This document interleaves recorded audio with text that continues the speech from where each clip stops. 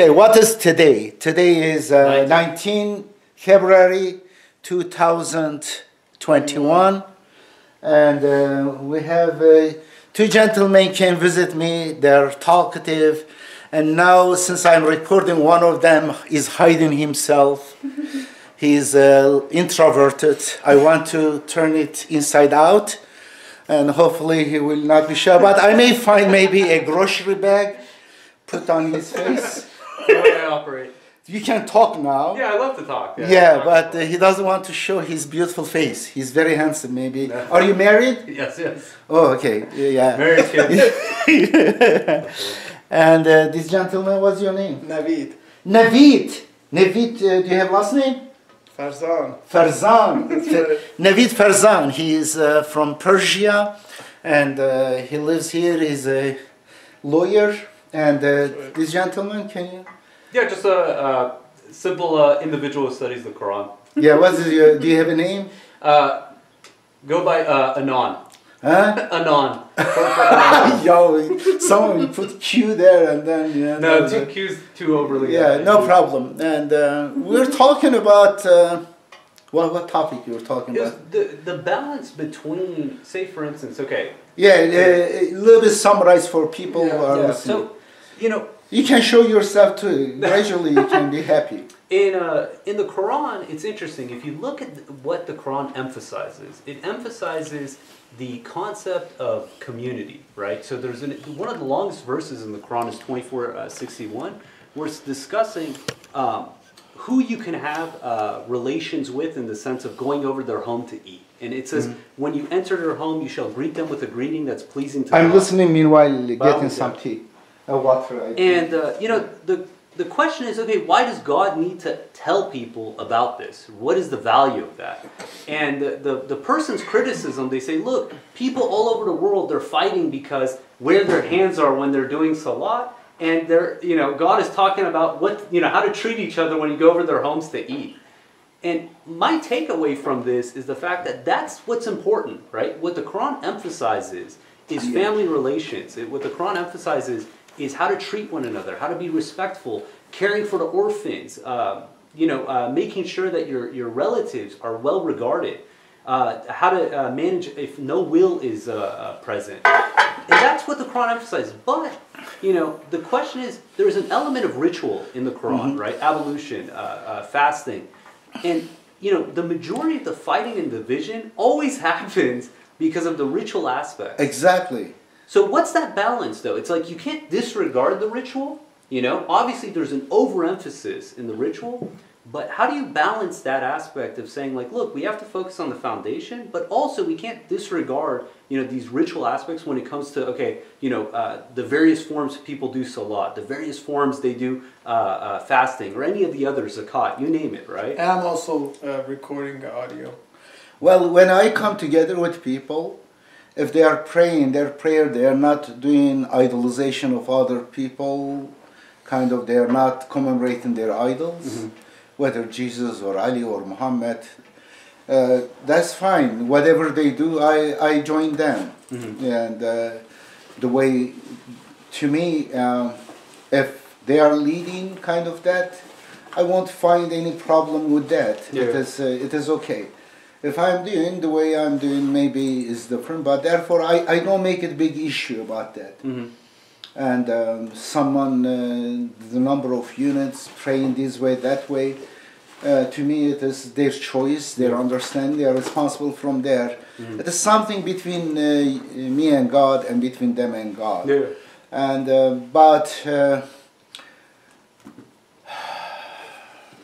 the congregational prayer, we call it, and it is really I tend to translate the word salat as a solidarity, connection, contact, solidarity.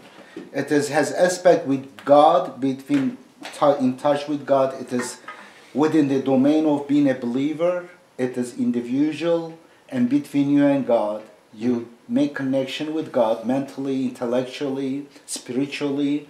And it is a matter of self-cleansing and repenting, self-criticism, self-evaluation. It is that. and there is also salat, solidarity with people. Mm-hmm. And while people coming together, if they are believers, they meanwhile together they can maybe pray to God, but that congregational prayer has other features, how we support each other psychologically, sociologically, socially, yeah. economically, and politically. Yeah. And therefore, I see congregational prayer is not an individual salat between person and God.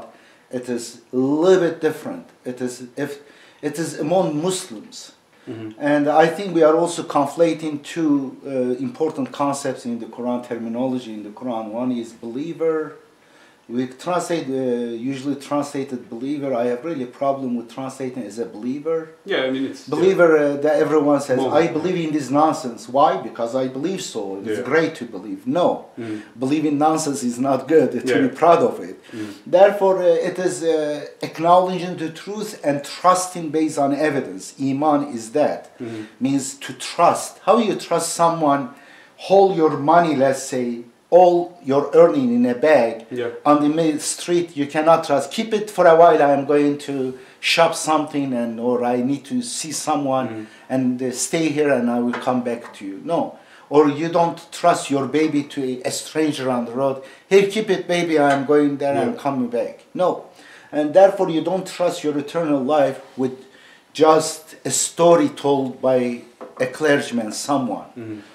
And it is a matter of, and now the word iman, mu'min, means a person who trusts based on evidence or acknowledge the truth, is different than Muslim. Muslim means a peacemaker. Yeah. Now, every mu'min, every person who trusts God at the same time must be a peacemaker. Mm-hmm. But every peacemaker, every Muslim who submits to God Yeah. or submits to the rules, the laws, and that person is a peacemaker, may not be a mu'min. Therefore, according to Quran, a person could be a Christian Muslim, an atheist Muslim, a Jewish Muslim, any Muslim, but may not be a monotheist. Yeah. But they accept it. Therefore, I think the name of the system, the peacemaking, is switched to Islam is considered as a label of a local shop. Mm-hmm. It's a pronoun. While, as opposed to while descriptive. it is a description Yeah. of a universal, desirable principle, which is peace. The ultimate peace is really our goal in this world, because if there is peace, then whoever wants to believe or accept the truth or reject. فَمَنْ شَاءَ فَلْيُؤْمِنْ فَمَنْ شَاءَ فَلْيَكْفُرْ. Whoever wants, let them accept the truth or reject it. That environment, the environment for justice, for freedom, happens in an environment of peace. Yes. I'm 100% in agreement. What's interesting though is everyone believes, like one of the People will be curious about you. Come on, there's nothing. They don't need to see me. Huh? They don't need to see No? Okay, don't you want to show yourself? I'm Come, good. come sit down here. No. I'm good. Okay. I was gonna say what's interesting is everyone I think the fundamental, how do you put it, error in most people's logic is they think that if everyone had the exact same understanding as they do, right, that the world would be a better place. The problem is always external. And I agree in the sense when you're saying you're a peacemaker, where you're in essence trying to find helping each other, building trust amongst each other. What's funny is, think of this thought experiment. You could live in a society where everyone either thought and behaved exactly as you do, okay? And then there was another society that people thought completely different than you do. But there's a contingency here. In that first society, if tomorrow you change your mind, there is zero tolerance in that society for a difference of understanding. While in the other society, despite the fact that no one believes like you do, that they're 100% supportive of your belief. That they tolerate you, they support you, they're not angry with you, they don't fight you, they allow you to be. Which society would you want to live in? Of course, free society. Right? Isn't that interesting? But of course. But freedom, the definition of freedom, you are a Tarzan, you are very free. Mm-hmm. At nighttime you can, Do you are whatever. bored, you can go on out and you can scream, correct, as much as you want. And you can even walk naked, no one will be bothered. Yeah. But the moment you decided to go town and share your resources, your talent, skills with other people's, and share a benefit from their also their expertise and other resources and product, then you have to give in something. You trade in some freedoms. Therefore, you come together. Then townspeople says, well, everyone cannot be awake nighttime. Nighttime, most of us are sleeping. Therefore, after this hour, screaming is not allowed. Outside, everyone cannot be walking naked and stuff. Therefore, starts having rules and their social contract. And therefore, the freedom is limited. But the more free in a society, the better. There must be push freedom as much as possible. And it should be done through reason. Absolutely. And what I want for myself, I should expect from you the same way. Therefore, when this is a social contract, it has nothing to do with really faith in God. And people could be faithful or not, but rational people come together, they could have social contract, they could establish a wonderful society, there will be justice there. There will be law there, and there will be also freedom. The challenge is, it's interesting. I was listening to a talk when I was flying out. The difference is if it's coming through kind of reason, then it's subjective, right?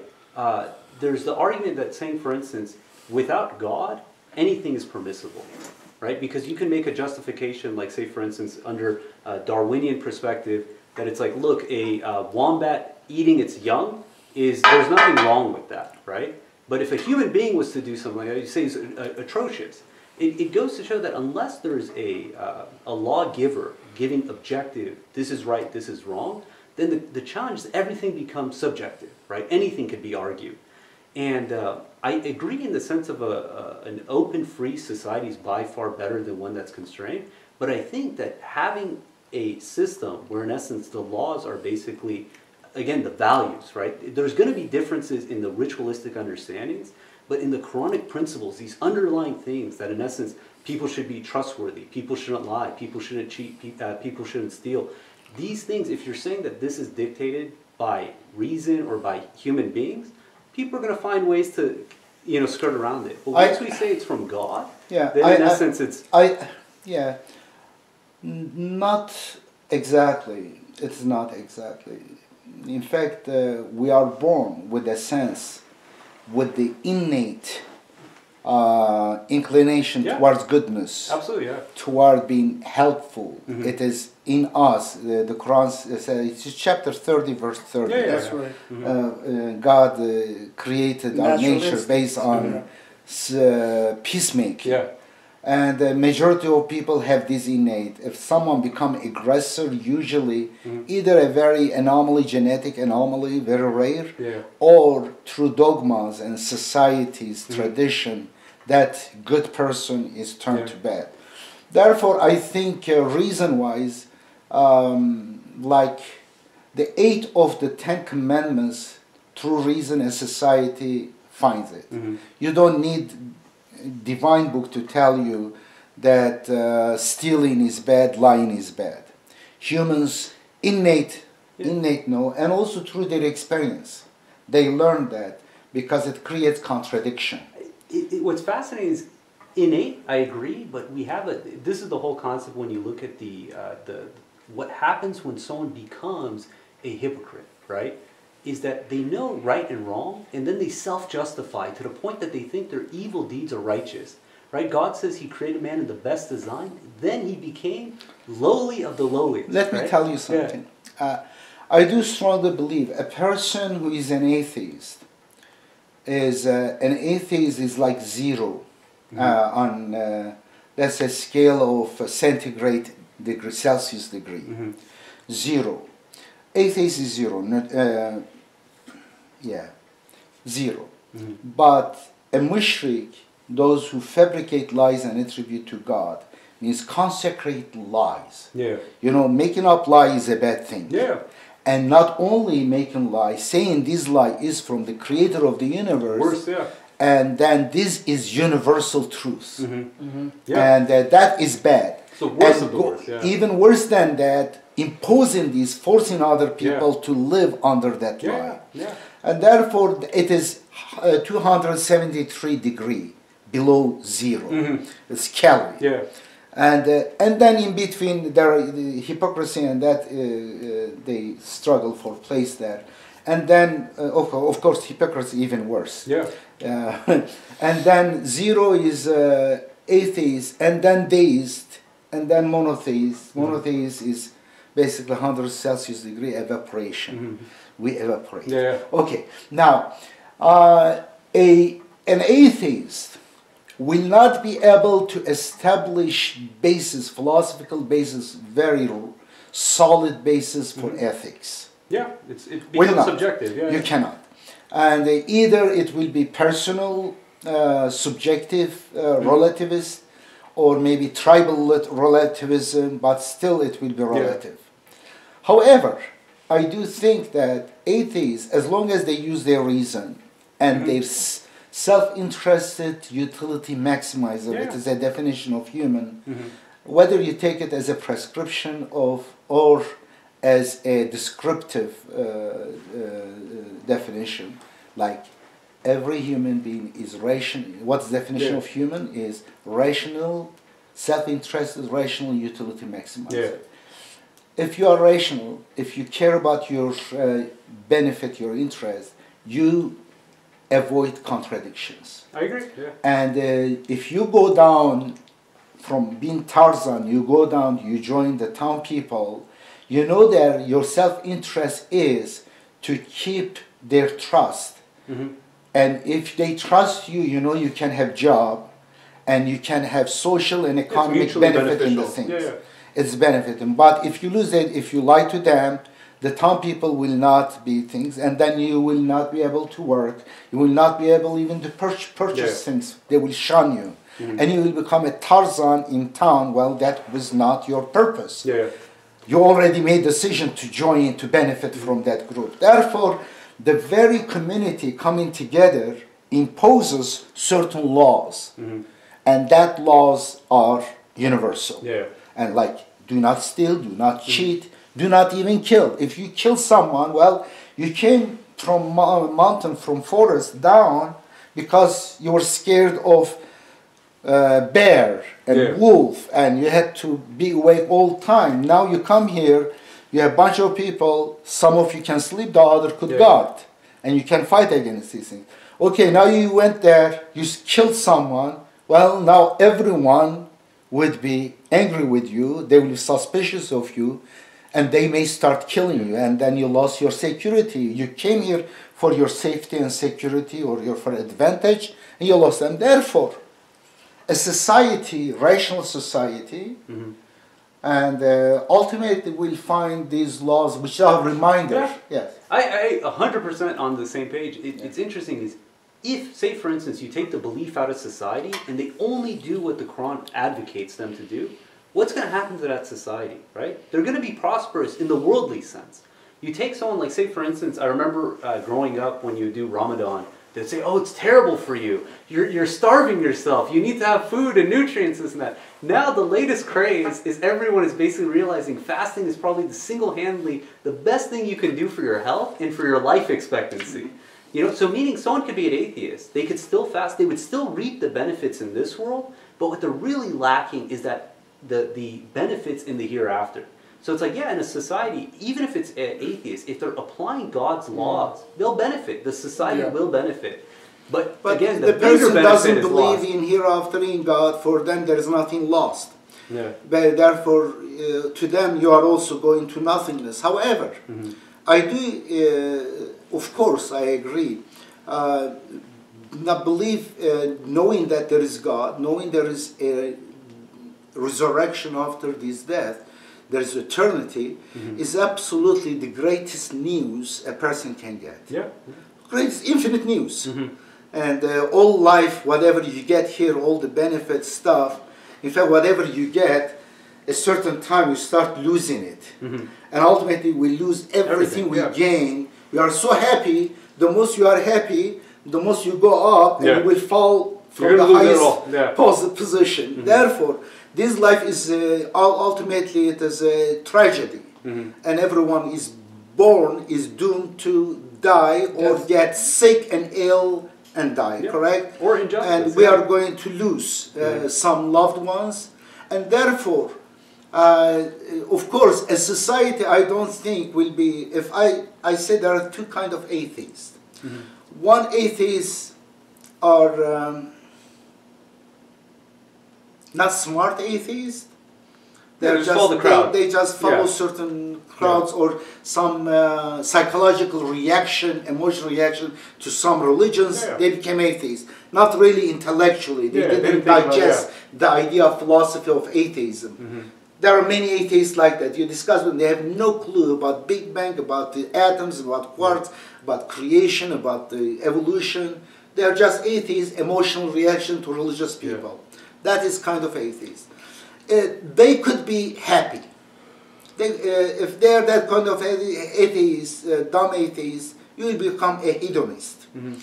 But if smart atheists, aware about the eternity, about life, and about losing, is aware of things, that person, I think, has to be a pessimist and in depression. Yeah.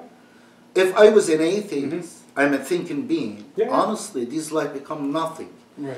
It's very empty, stupid, meaningless, injustice, absolutely everything. And whatever you love, you know, ultimately you are going to lose it forever. Yeah. Well, not just that. If there was no afterlife, then this world shows that injustice prevails. Of course. Right? It's because there's an afterlife that you're not worried about getting injustice, because you know God is the ultimate. This book, 19 Questions for Atheists, half of it is translated into English, 10 Questions for Atheists. In that, one question is about the problem of evil. Atheist favorite question. What about evil, bad things in this world? And in one of my interviews with Noam Chomsky, and somehow I was not going to discuss religion with him. It was politics, some law and politics. And then, but by the end, somehow I asked a question without thinking about his response. I said, if you want to pray something for something to heaven, what would be your prayer? Something like that. It's in video, I forgot exactly words. And then, of course, he came and says, well, the problem, there's no God. If there was God, why there is so much problem? He quoted from Paine, William Paine. And then I said, well, it's a shock, surprise for me that you are thinking that. Well, I would like to discuss it later, because we had time limitation. That time people were in line waiting for other things, interviews. And then another next time we met, he's a smart guy. I responded him, his previous things. And my argument was this, simply. And in that book, I extensively discuss it. I say, in fact, this is atheist, one of the weakest argument of atheists. Because, okay, now we have two options. One is a God who allows evil to happen in a fraction of a second in eternity, not even fraction of a second. Our life, whatever it is, compared to infinity, is zero, nothing. In a fraction of a second, allows bad things happen, but ultimately is benevolent God, merciful and compassionate, and also will correct the injustices. And that one. And the other is, there is no such a God. Everything in this world will stay this. Someone who killed the child will not come back to the mother. And even that person is punished still. The loss is there. And there are a lot of injustices out there, not really, how do you say, it's not corrected. And basically you have everything, all you have is this mess, this trouble. Which one to pick? Without hesitation, I pick eternity and this life. And maybe I don't know certain things. I give the chance that maybe my experience in this world is maybe something a little bit different. Yeah. I may be surprised. Anyway, we have tea. We made tea. Let's have some tea. Let's go have some tea. Yeah. We're not talking. I still want to get back to that first question. Well, though. this is not a good conversation. When you have a dialogue, someone is hiding behind. It's not good. Therefore, I'm going to stop this. Okay? Do you want to? No. Like I enjoyed the conversation. But those who watch, they don't enjoy it. They'll listen. When you hear They'll voice listen. coming from behind, Naveen will just like The face he'll of move this. his mouth. But to the original question, just okay. So we agree in a society, right? It's better off in essence to have liberties, right? For people to be free, to not infringe on the rights of others. But then in a religious sense, there's this element of like ritual and ceremony, right? How do we, in essence, form community in that sense if everyone, when it comes to the ritual and ceremony, is going to say, hey, I'm just going to do it my own way? that's okay. I would be joining them in a cause, let's say neighborhood. Absolutely, yeah. There is some people who are elderly, they need help for shopping. Yeah. We come together in a weekly or whatever, bi-weekly or ad hoc congregational prayer or solidarity, salat, and then we discuss issue, what can we do? Here, there are kids over there needs tutoring, Yeah. who wants to be things, and these are the activities I think everyone will come So, are you together. Yeah. Do you? I'm like just curious in that sense. Like, so do you believe salat is strictly in the sense of solidarity? There isn't a ritual practice. I do think there is ritual part, but ritual is individual or a small group of people who agree on the ritual they can do together. But I think it's overemphasized. What is really congregational, it is the psychological, social, political, economic nature of it. Yeah. Salat means support. The definition of salat, the Quran makes it. وَمَا صَدَّقَ وَمَا صَلَّى وَلَكِنْ كَذَّبَ وَتَوَلَّى. Which chapter, do you remember? Say that again. So. وَمَا صَدَّقَ وَمَا صَلَّى وَلَكِنْ كَذَّبَ وَتَوَلَّى. He didn't kind of affirm and neither did salat, neither acknowledge, affirm, or did salat. I want to keep salat in quote. Yeah. But what he did, he rejected, denied, and turned away. Yeah. Now, two words and the following two words is the antonym of them, parallel to each other. Therefore, sadaqa,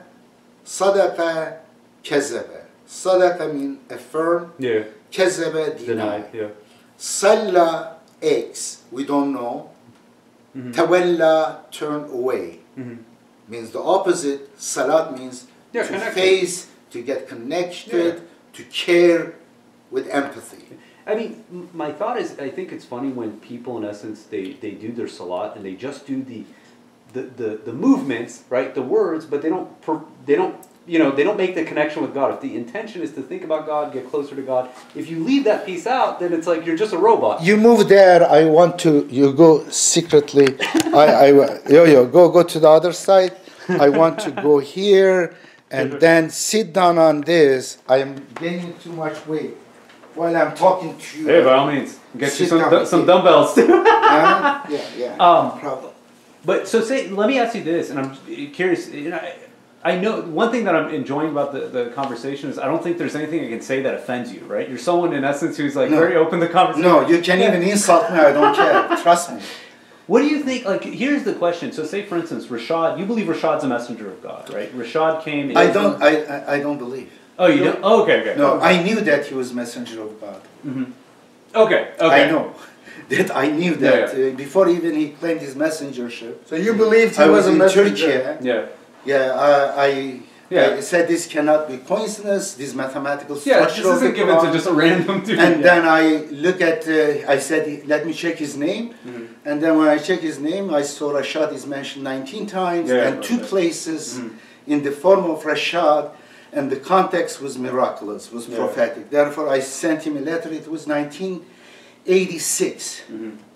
The And first established connection, first communication. Yeah, yeah, exactly. The first communication was I wrote to him. I said, "You are the messenger of God," and we started communicating. What do you? I mean, so this is the question I have. So Rashad came and he's saying like, "Hey guys, this is how we do our salat. This is how we do the Jumu'ah prayer, and this and that." And how do you understand in the sense of saying, for instance, well, you know, to say that the way you understand it now is like, you know, very different than how we did it. How do you reconcile that? That's like just a It's not very different. Uh-huh. I do pray the same way that he was praying. Uh-huh. But So standing, bowing, yeah, but I don't consider it as the essence. And he was assuming, since it is not mentioned in the Quran, therefore Quran is not negating it, is kind of approving that kind of thing. And it is a reasoning. And you may have problem with that reasoning. You may say, whether really it is approved by the Quran or not, this may not be, the Quran may not be caring about the number of units.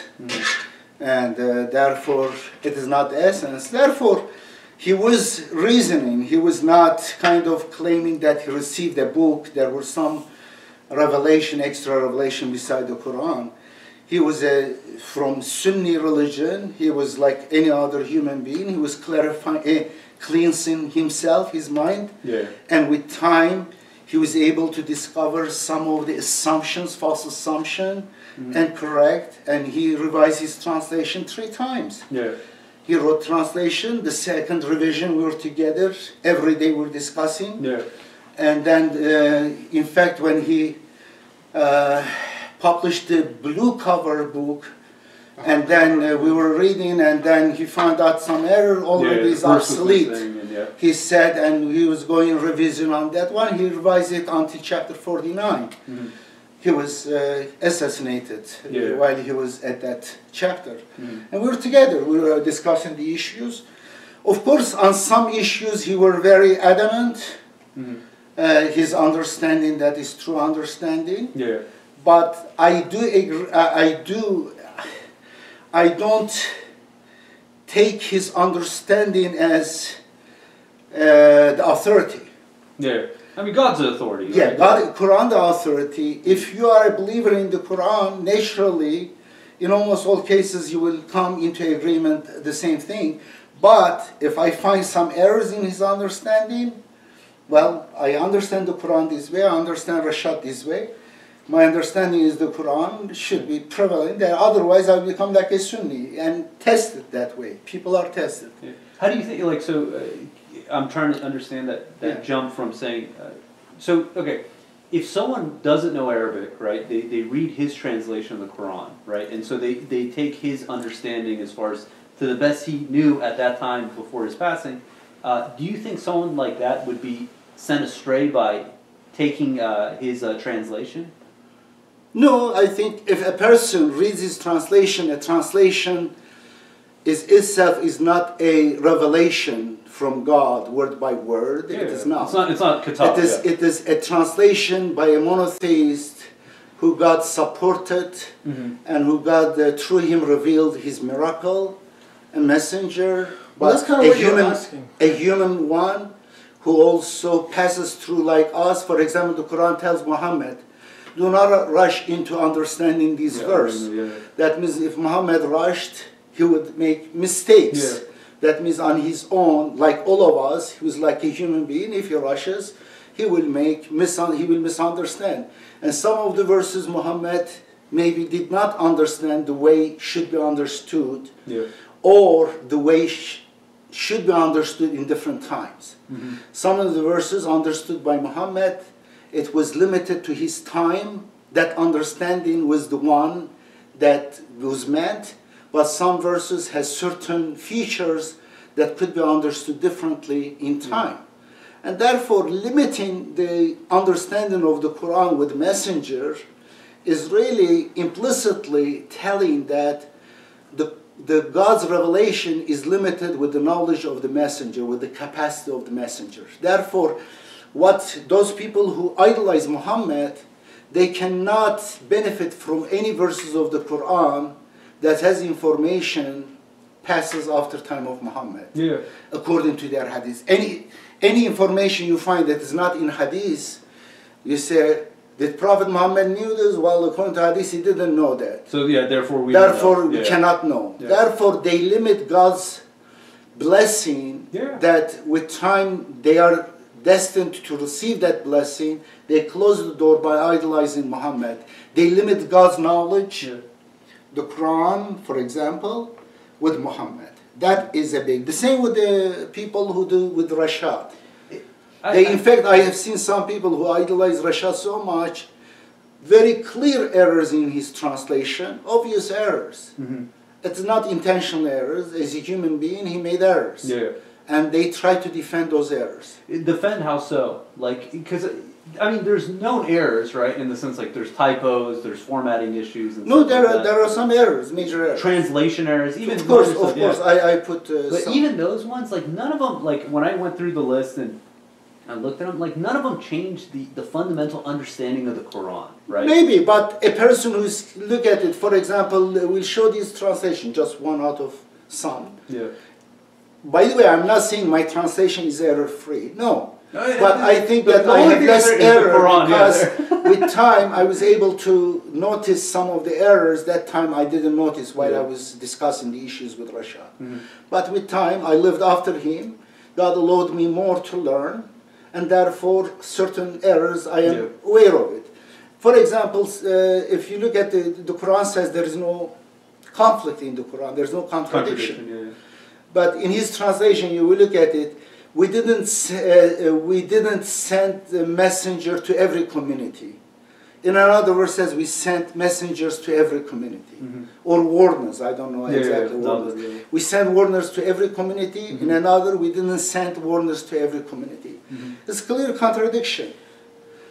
I mean, I kind of understand that in the same way that when it says there is no intercession, and then it says the only intercession is accepted by those who... It is different. It is different. You can bring There's a that lot of those verses that... No, it is different. It is understanding could be different understanding. I will discuss with you later. But this one is clear contradiction. I don't have any kind of understanding that will eliminate this contradiction. Regarding intercession, there is a good understanding that will eliminate that contradiction, apparent contradiction. But in this one, is contradiction due to translational error. The translation, the community in Arabic, there are two different words. Yeah, you're talking about in the sense of one small is qarya, the other is ummah. One is smaller, the other bigger. One is nation, the other is tribe or village. God did not send every village or every city warner, but every nation God sent them warners in their language. But when you, because of lack of perfect attention with translators, and we see qarya, one place says community, and another one ummah, community. In English, when you translate it one single word, two different words, while one is smaller sent than the other, then can create contradiction. But do you think that's going to lead anyone astray? A person, if rely on that translation, then says, well, here is there a contradiction in the translation. In that some places, no, I don't think that Rashad translation leads astray. No, not at all. But if you believe 100% no error-free, then it will lead you astray, because what then you you're treating do, it as Quran. you will defend falsehood knowingly. Yeah. That is the problem. That is the test. But knowing there will be some errors, no problem. It's a beautiful translation. Yeah. That's my, my thought is it's, if you take, again, God willing, people, they studied Arabic, they want to know, kind of get a deeper understanding. With knowledge, it comes responsibility. But my thought is, it's like, when it comes to Rashad, and I'm trying to like scale back, these are, the translation is one. If we're looking at, say, for instance, the ritual aspect, right, where Rashad is saying, for instance, hey, how to do your salat, how to do ablution. These things that in essence there's some debate obviously amongst. And if we say, hey, we're not going to do that, the challenge that I have is I don't think there's anyone then who can basically form unity among the people. Right? That's the challenge. Like, I never seen any group of people so disunited. We are only 3 people here. One is standing, the other is hiding, another is standing on the sitting on the floor. This camera, they cannot even record 3 of them together. He's talking about unity. What's Hey, your we're having a civil discussion, talking God and Quran. What's your wireless password? You can tell My on wireless password is my home phone number. I will not give it to you. Yeah, it's like 520 Tucson's. so. You had a conference in the UK, right? I have all around the world. I have before COVID in Europe, Germany, Sweden, and Spain, and England, Poland, many countries, Turkey. You know, the question is the aspect, Kazakhstan. the glue that I feel like ties a how do you put it? Make it from say a nation, a community to a congregation. Right, so we're going down that subset. Is when we do these ritual practices together, right? There's a bond that's being made. In essence, it's like it's one thing to say, "Hey, we're going to go do some charity." That's good. Okay, let's bond together. Well, are you praying Fridays? How do you pray? Do you come together virtually through Zoom? No, we do it in person. Yeah. Where? So me and Navi did it together because it was just us. Where you? We just did it in the hotel. Okay, now what you? Where are you located? Oh, I'm in San Jose, but San Jose. Do you have people Campbell. there? Yeah. There's a good amount. Yeah. Yeah. You come together? Yeah. Even COVID? Yeah. For the onset, the first month or 2, we were just doing it at our house, just like immediate family. Okay. But now, we meet up, we space, distance ourselves. Okay. Yeah. Mashallah. But I feel like that's the thing is, if God says the salat, like there's such value, such, it puts such a huge emphasis that this is a gift given to Abraham. And, Rashad, by God's leave, is saying, hey, this is how we should conduct ourselves. I'm just thinking, it's like, are we, what is being lost if we're saying, hey, you know what, everyone just kind of do it your own way? No, I think it is good to have a ritual, a community with true ritual having... very interesting, ritual somehow organize, facilitate something more important, substantial stuff. It leads to substantial solidarity, support, activities. Trust. It leads to, like, they've done studies, it's like when people, in essence, like, say, if everyone's doing the same motion, dancing together, right? It builds trust in a community. I think I don't underestimate. There is a meaning reason for some of the rituals, though it seems kind of no reason. It has something in it. Yeah. Therefore, I'm not rejecting. I don't think at least there is no harm. Why not continue that ritual which create a kind of social, whatever, it is unity and leads, absolutely, it does. But some people are too much reacting to overemphasis of the rituals. Oh, by far, yeah. Extreme reaction, they say, well, I don't do that. A few days ago, someone was very critical of me taking ablution and stuff. You are a very smart, rational person. Why you don't do that? But they wanted you to rinse your nose and mouth. I say, what is wrong with that? I say, you are a very rational person, correct? What is stupid tie hanging here? What is the benefit? Get choked out. It is stupid. A piece of cloth you are hanging here, or you iron your pants. What is it? It's just certain things you do. If what I'm doing is stupid, which is not, I'm washing my face, being in touch with earth and with water, which is we come really from water and earth, and there's nothing wrong. It is good. In fact, studies shows that washing face and hand in touch with water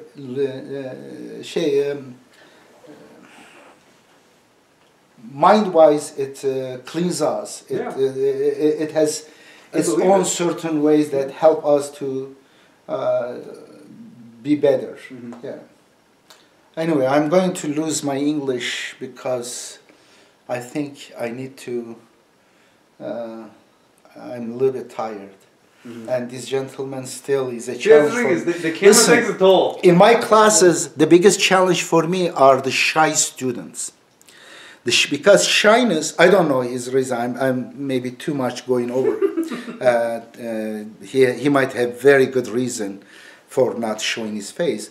But in my classes, philosophy classes, when I see a student shy, I say being shy will basically is hurdle between you and your potentials. They are breaks, they are walls. Therefore, you need to get over it. And I try my best to get them out of their shells and See, we bugs. gotta have more conversations. Then, Yeah. I'll blossom. Yeah, and therefore I challenge them. I play devil's advocate, angel's advocate to get them out, and then I call on them. And then by the end of the semester, you see them, they are talking, they are discussing. They are even able to share their unconventional ideas. I also want them not to be scared of anything, anyone, be able to say their mind. Yeah. And in fact, some of them do come out of the shells. And I remember one of the best students in logic class, he was remarkably doing very well. He understood this very complex mathematical symbolic logic. And then he came to me, he came out of the closet.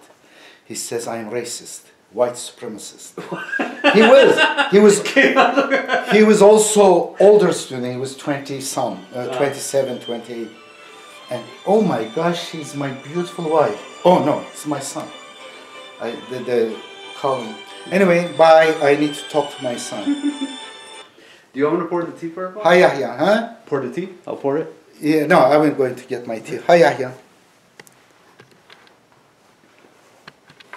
And these are some of the documents from Rashad, all over. Very interesting books, and they are going through, they mess up. This is my letter to him. Look at this. And he learned from me that his name was mentioned 19 times in the Quran. I was in Turkey, I wrote to him. Anyway, there's so much stuff here. There's more, we're not even halfway through.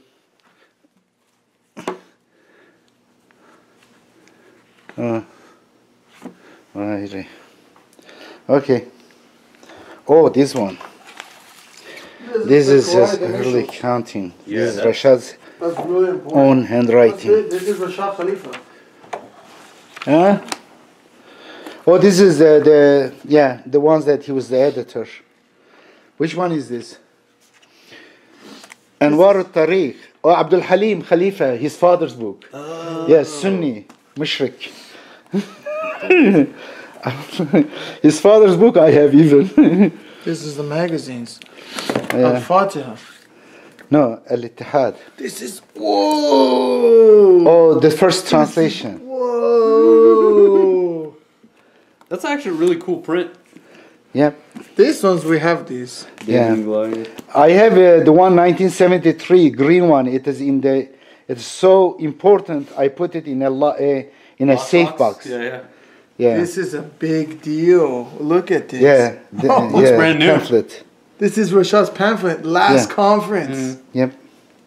I've seen Oh, let me see. Who all is in these the- people. It is a. Do you say He has a before really before this powerful, one? the statement in here is really powerful. Oh my gosh, this is. Map to camp. I think I was in this conference too. Yeah, you're right there, 4 o'clock. Wow. You And give then you're leading the Asper. Look I at have before two him is Asar Khan. Okay, this is the conference. This is the conference that Can I read something? Hold from on, this? hold on. Yeah.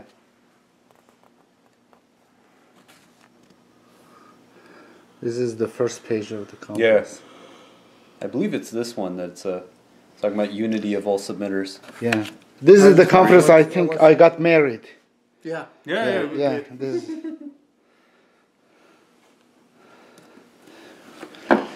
And this one is what? What is the? Can I learn it? حركات انفصالية في التاريخ الإسلامية. أحمد صبحي. That Yeah, that's Azhar the Egyptian University. guy. Egyptian guy. Some of his books. It is his book about history. Ahmad Mansour.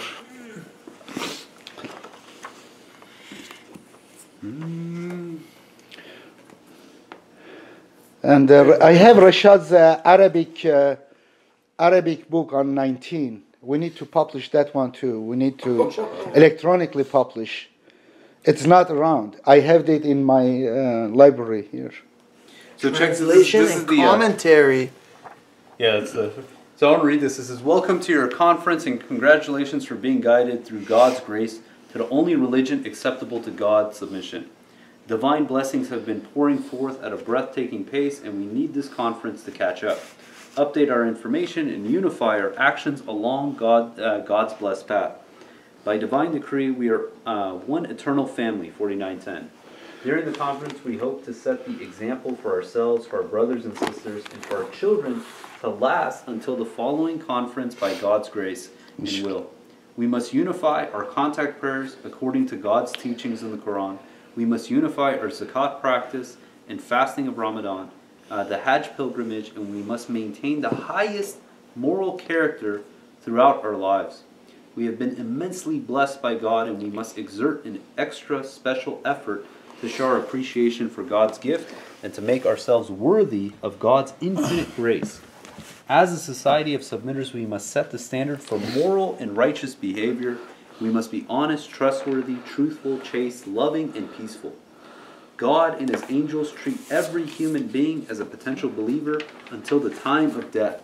Let us do the same. Let us love every human being as a potential believer who may become better than you and me in due time. This is by no means the blind love. Our guide here is the Quran, verse 68:9.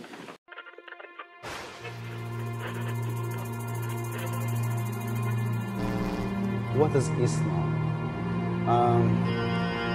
What are the sources of Islam? What are the sources of Islam? What is Islam?